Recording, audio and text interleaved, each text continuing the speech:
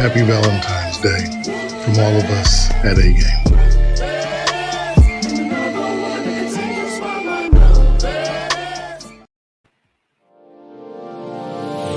Hey all my Crimsonites, and welcome to the Crimson Cure channel, where we embrace our femininity, increase our womanly value, and celebrate our brothers. So join me on our feminine journey to learn, heal, and grow. Hey there, my Crimsonites, and welcome to the Crimson Cure channel. I am your host, femininity coach, and author of the Crimson Cure, and this is my perspective. So what we're talking about today is why Black women appoint themselves the spokesperson for the rainbow people. Why y'all always sticking up for that, whether you're a part of that community or not. You always stick up for the ideologies behind it. What am I talking about? Today we're going to focus on Thandie Newton. People call her Tandy. It's pronounced Thandie. And we're going to read a real quick article on something that she had to say about Sean Penn. So let's go ahead. I'm going to share my screen real quick. Thandie Newton slams, quote, gibbering fool Sean Penn over his comments on gender. After he recently declared men in American culture have become wildly feminized, the actress took to Twitter to slam the 61-year-old and she said, at Sean Penn, dude, what are you saying? She wrote on January 30th. Like, for real, you're a gibbering fool. MF for you used to be sexy, but now you're just tragic. I mean, called the man all out his name. And when she learned he had doubled down on his remarks in a follow-up interview alongside daughter Dylan Penn, well, she had a bit more to get off her chest. In front of your daughter, Thandie tweeted of the 30-year-old whose mom is Robin Wright. That poor little Mike. I mean, this woman is 30. His daughter is 30.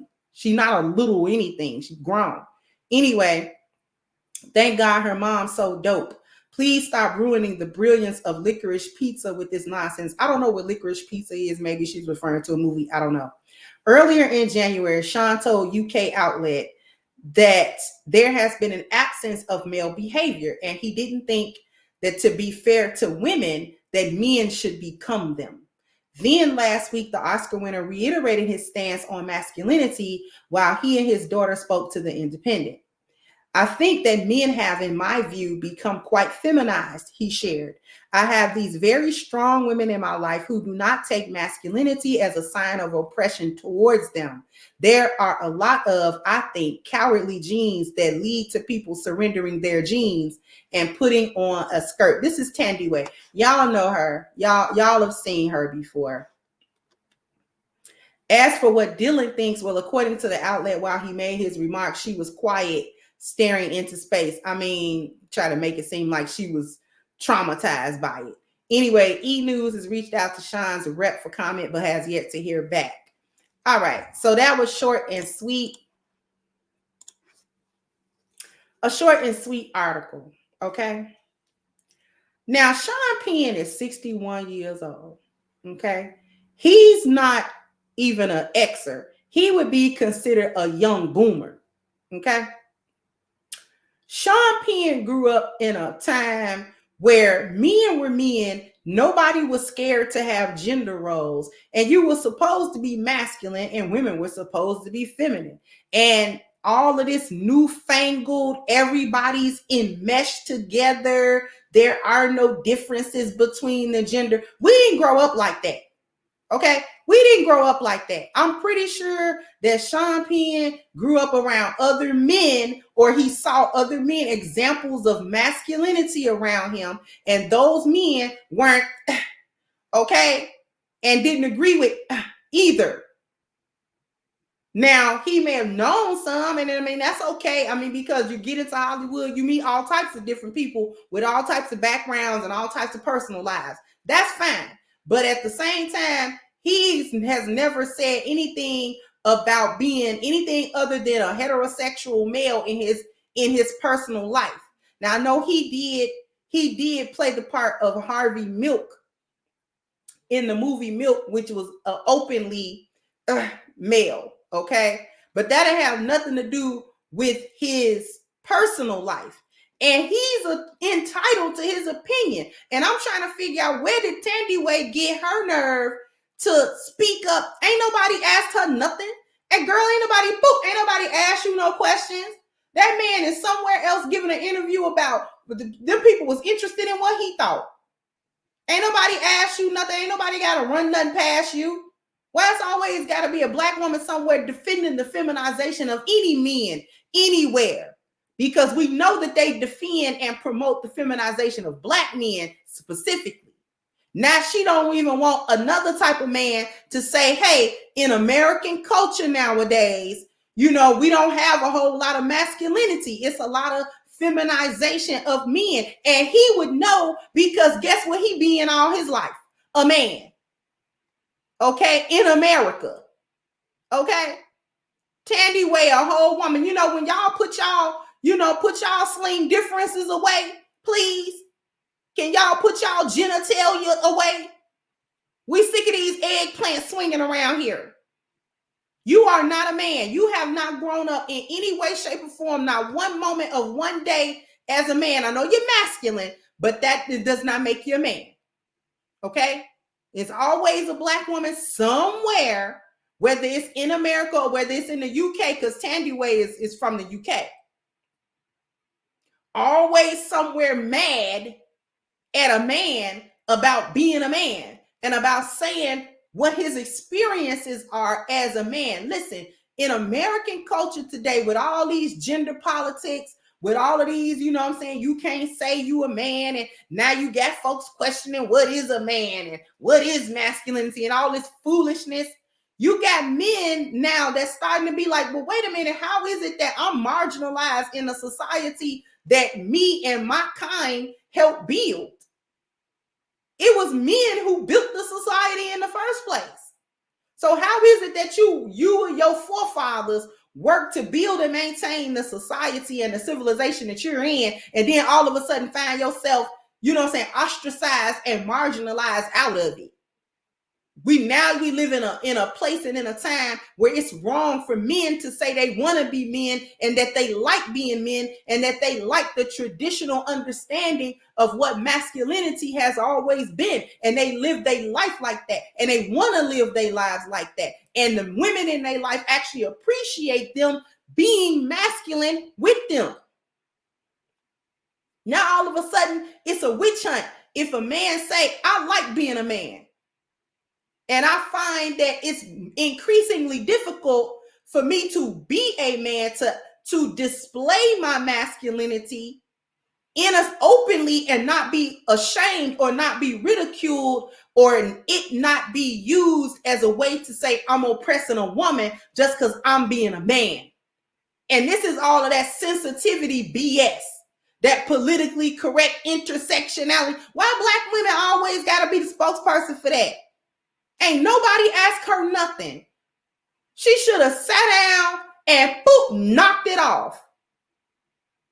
If she came across it, read it, and gone on about her big head. Ain't nobody asked her no questions. Just trying to be relevant by trying to come for a man. Ain't nobody asked her about what it is to be no man and what his experiences are, and to try to speak on negatively, try to down talk what is it in front of your daughter. Yeah, in front of her. I'm a man in front of her. I was a man. I was the man that raised her. I was the man that put food in her belly, that put clothes on her back, made sure she grew up. The man. And I'm not going to sit here and be, cowardly. Oh, I shouldn't say I'm a man. Ain't nobody got time for that. Y'all be saying it with y'all chest that y'all a woman. And really this displays the weakness and the insecurity of women on being women. Why a man gotta knock himself down a couple of pegs so you can feel like you mean something. I've never been intimidated by a man's masculinity ever in my life. I have never been around a man or encountered a man doing something where he was unapologetically a man, and then I felt some type of way because that means he don't respect me as a woman. Like, since when? Y'all better get off of this stupid stuff. We living in a time of the failure of feminism, and y'all still trying to be a victim somewhere. She tried to make that man's daughter a victim in front of your daughter. She ain't say nothing. She know who her daddy is. I bet you she was thankful for all that masculinity in times where she needed protection, in times where she needed provision, in times where she needed her problem solved, times when she needed love from her father. I am pretty sure that she appreciates the masculinity of her father. And whether she do or don't, it ain't got nothing to do with Tandy Way or nobody else, because you ain't got to live with him and you ain't got to be with him and you ain't got to talk to him. Because I don't recall him saying your name, ma'am.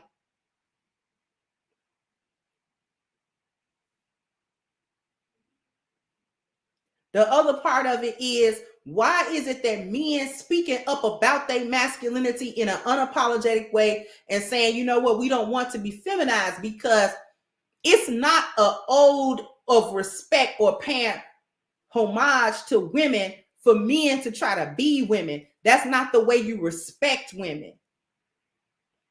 Okay, me being over here being a man shouldn't have nothing to do with the way a woman feel about her womanhood and her femininity, which it don't.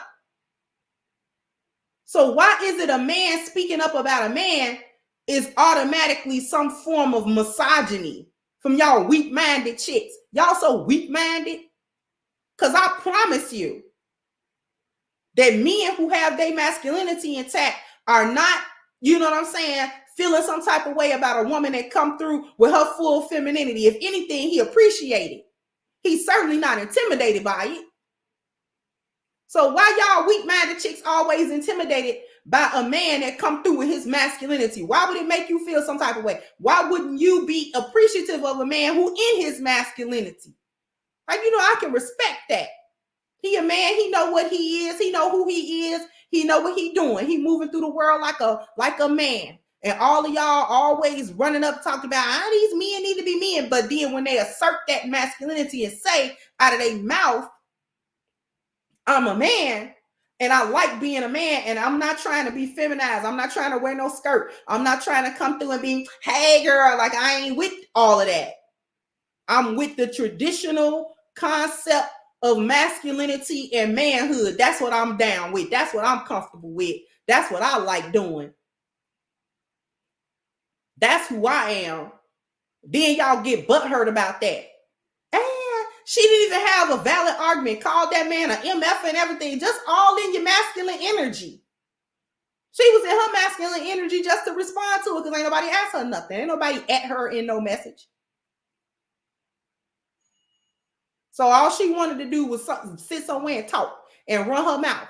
Y'all always think y'all got something to say and that what you have to say is important.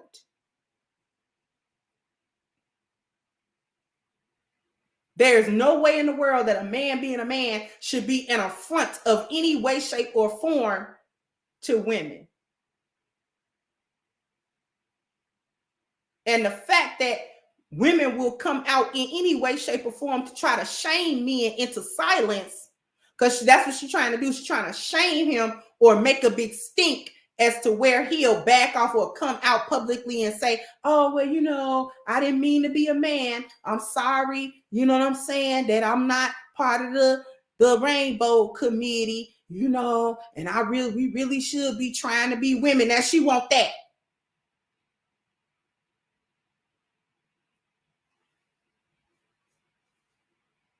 So what she talking about is misandry, because he can't be a man comfortably without being shamed and using sign language in order to try to get him to back off of his experience as a man and masculinity. Who else to give us the experience of being a man other than men?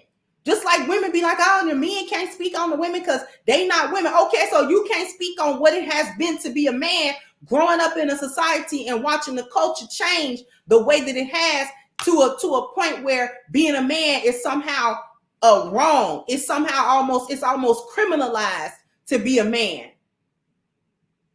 Like, y'all better knock it off. Y'all so crazy. Always running around here caping for the feminization of a man and be the first one talking about men need to be men. Girls, you don't knock it off.